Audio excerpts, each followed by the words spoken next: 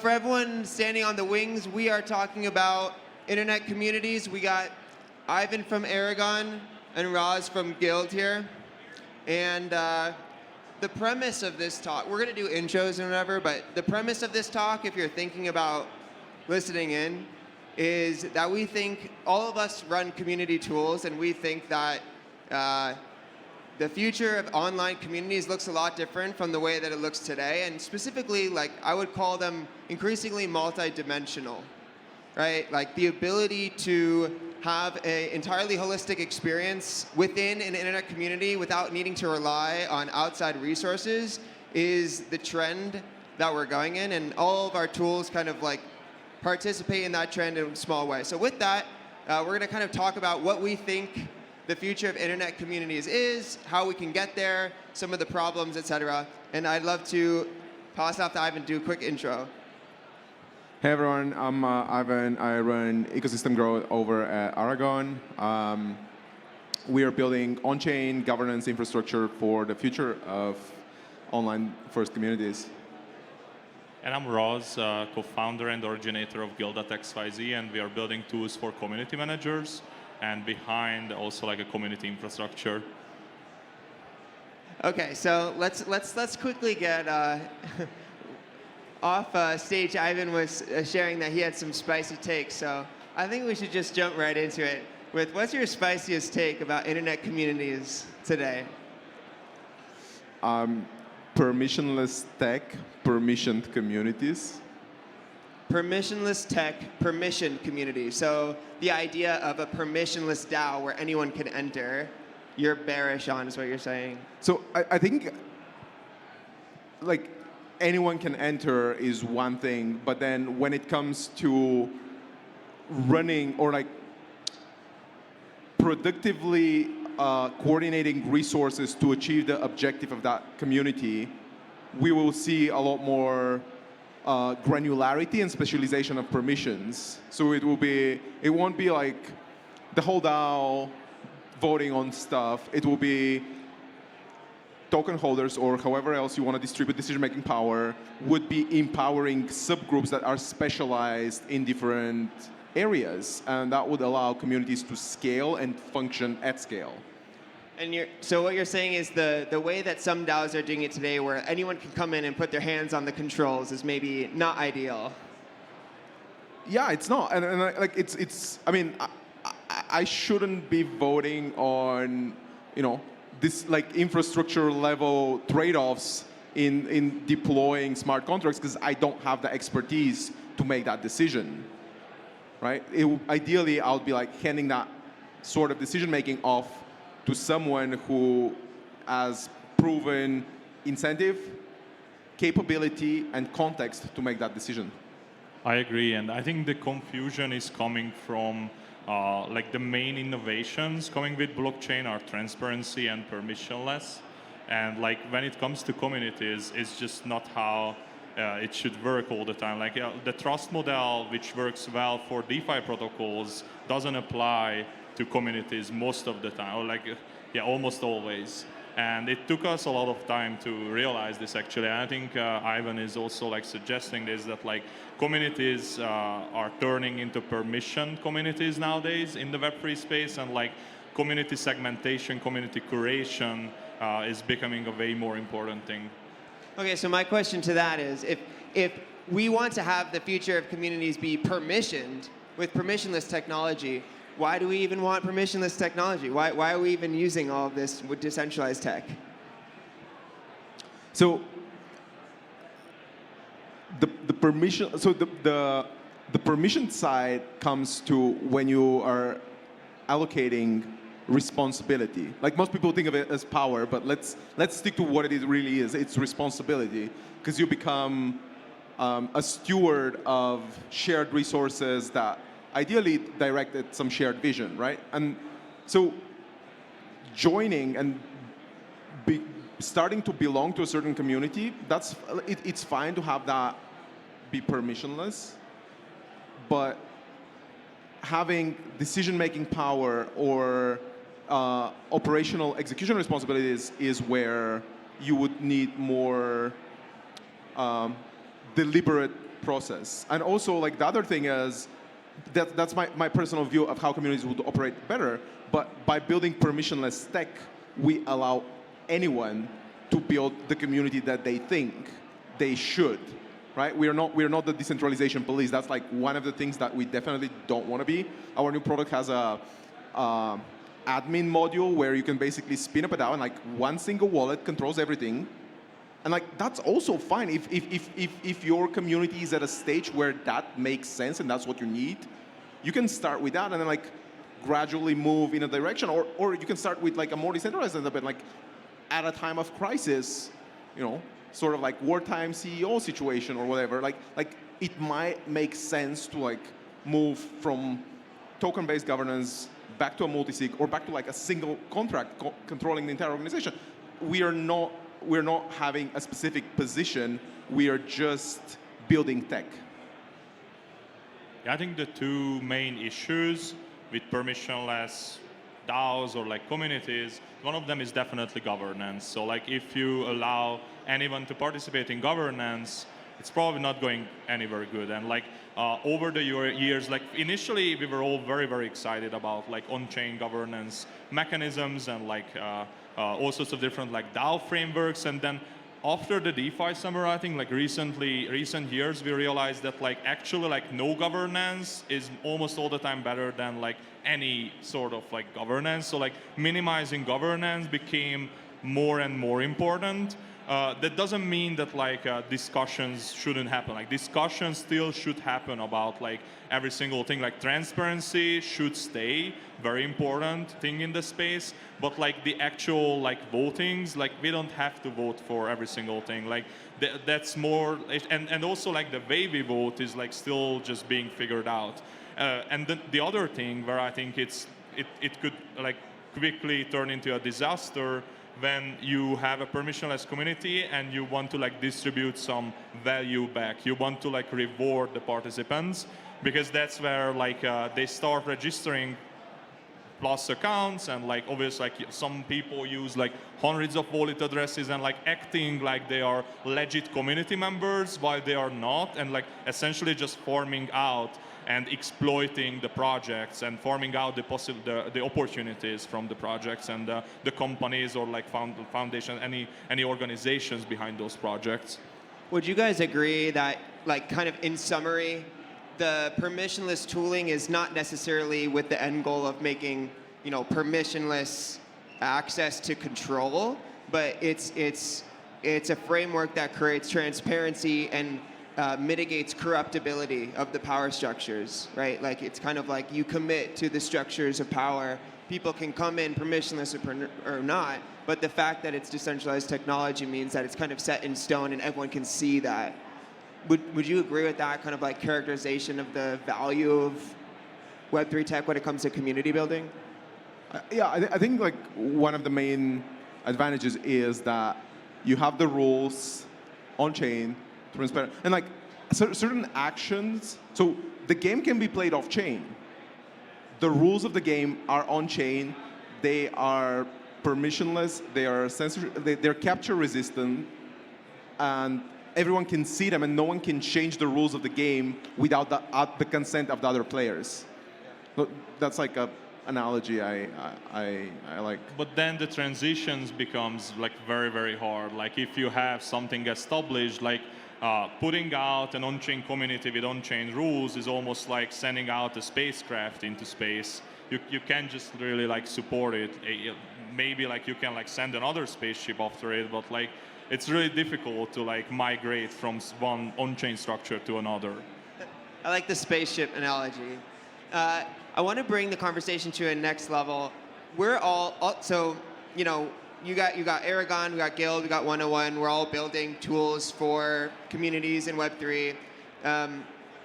How do these tires hit the road in the future? Like, we're all putting so much effort into making new things possible. How can people that are not super deep in the space understand the value that we're trying to create? What is going to be possible with the help of tools like ours 10 years from now? I think with COVID and the new generation, like Generation Z, like community plays a very important role now, and not just in like grassroots organizations, like foundations, but also for like even brands and like companies, and not just in the Web3 space, even though like the Web3 space is on the frontier on this. So like I think community-led organizations gonna be very, very important, and to get there, we need to build out the right like public goods to enable them to operate. And currently, it's not like 100% possible to do that like fully on chain. So like we have to build out infrastructure pieces, and actually like that's what we do at Guild. And why is it going to be important? Like community-led organizations. Yeah. All right. So like communities are like the way it worked initially is that it was a very asymmetric connection between like brands or organizations and their audiences. That was like even on the internet and like before as well, how the media operated. It worked like that. Like they had like some channels, like TV channels or like a newsletter and stuff, and like someone communicated to many. And then that started changing with the creator economy when like everyone, first of all, like everyone was able to like start out as a creator.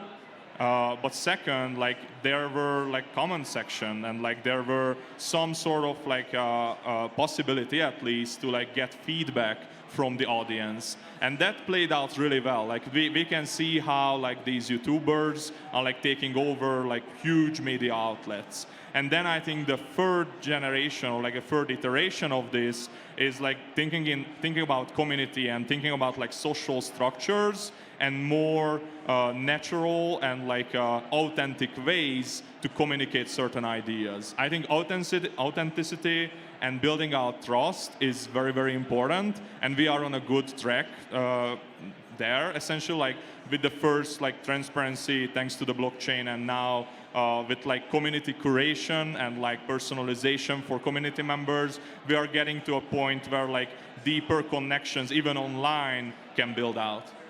What do you think, Ivan? How do these tires hit the road for? Let me constrain this. How do these tires hit the road for non-Web3 people? So, I think like if I can tell you how organizations are going to look like in 10 years, and I'm right, if I can do that today, it means that we failed at being disruptive enough. So, like I would focus on maybe building on what Raz said. Like there are the low-hanging fruit is in any sort of community or fan or supporter-centric business, and that's a lot of it. Like, if you think like the entire spectrum of entertainment, from sports through music, through film, through any other type of media, but also consumer brands, right? Like there is no reason why loyalty points. Let's say I go by brand, like sneakers from brand A, I accrue loyalty points. There is no reason why I should not be able to vote on the next design. And like there is, so for the community member, that creates a much more deeper bond with the brand, because it becomes a brand that listens. But also from the brand perspective, instead of spending like hundreds of thousands to like for someone to walk around with a pen and a pad and like ask people like, what do you think about our new design? You have actually directly your existing users tell you what they want to see next, and like the more loyal they are, the more voice they have. It strengthens this bond, and I believe that's one of the ways that we can bring both new people, but also like Web2 organizations into this space by providing direct value that they can see. It's not something abstract, right? It's something like, oh, like this has direct impact on my P&L, but it also has like direct impact on the loyalty and the net promoter score of my brand. Yeah. I think when community members can join, can participate, can connect, can rely on more calcified and transparent structures of power, when there maybe is a financial upside or maybe like inability to build on top of that, and we can have increasingly multidimensional communities. You know, another way of saying what you're saying is like we can create more human relationships between each other. One of the big problems with communities today, with internet communities, is that people are lonely.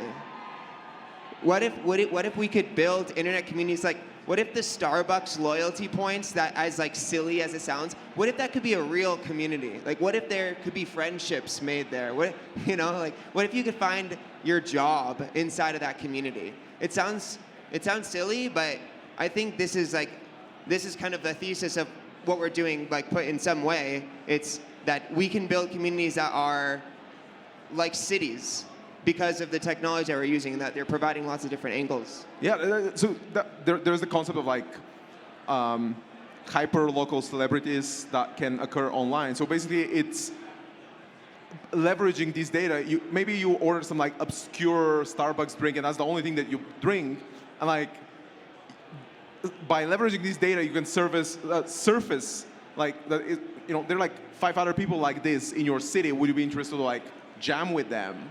Right? Like, when I say jam, I don't mean like literally, maybe, but like also like just meet, talk, because maybe you're like fans of like a specific way of preparing your coffee or whatever. Like, it can enable the discovery of people with whom you have a lot of things in common, which historically has been constrained to your geographic, a radius of, I don't know, like 10 to maybe 50 miles from where you were born.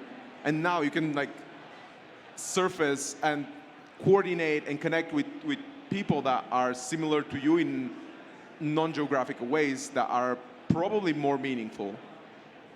Yeah, I mean, I don't know if you guys would agree with me, but I feel like a lot of the weird social conflicts that we see in the US and maybe around the world is at least in part a result of people feeling like they're not in a community, that they're not being supported, and they're not like given a place to grow. And so to me, that's the big opportunity here across all Web3 communities, is that we can make like flourishing human tribes like actually like beneficial to humans again. And like all of us are just playing a small piece in that. Yeah, I think that comes back to trust. And I definitely think that like most online communities are islands. Maybe they are not cities. Maybe they will at some point. But like in creating an intimate space for community members is very, very important, or like for any groups online. And I think this usually works better in games, or like historically worked better in games. Most of my experiences with like multiplayer games, I think they can lead us to like understand what the future holds us for like community building and online organizations. Are there any that you would like suggest checking out to understand that? Like games? Yeah. Maybe like Joke though. What is that? Joke race. Joke Race. Okay, so yeah, that's not a very traditional game, but definitely a good one. What I was thinking is more like the OG games like RuneScape, Club Penguin, and like WoW, and all these different like massive multiplayer games. I think they all started the metaverse, and the metaverse is not even necessarily like a 3D world, or like you don't have to wear VR or stuff like that. Nowadays, I think my best like metaverse experiences are happening in Telegram actually, and what I even mentioned, like the Joke DAO. The Joke DAO is a nice, or like the Joke Race is a nice game too. It's a fully on-chain game where you can, it's essentially like, think about it like Game of Thrones, but like in 30 minutes. And like, it's about a vote. Like someone has to win a vote, but the vote is non-trivial. You have to, like sometimes you have to be the second, sometimes you have to be the last, sometimes you have to fit to certain conditions. And it's a very fun game, yeah. Yeah, and like the thing is, when you create this fun gaming experience where coordination adds benefit, people would start using tools to coordinate and form DAOs. Like I don't know if you've played Dark Forest. It was like all the rave last summer. So it's like a XDAI native ZK-based game, like space exploration, and like basically. So first season, people were like figuring out the rules, second season, there were already DAOs being formed where like people would like capture planets and donate them to each other so they can like rank higher as a collective. DAOs were being formed around it to like govern the expansion of an space exploration empire. So coordination games are emerging everywhere where it adds value. So just providing a fun setting where people would start experimenting with these tools, it's a nice way to onboard. I'm not sure if you guys will have thoughts, but we'll try. What can community builders in Web3 like learn from the success of games in their ability to bring people together? Like if I'm a community builder and I'm trying to organize people around like an interest group, and we don't have the luxury of like sitting around playing games together.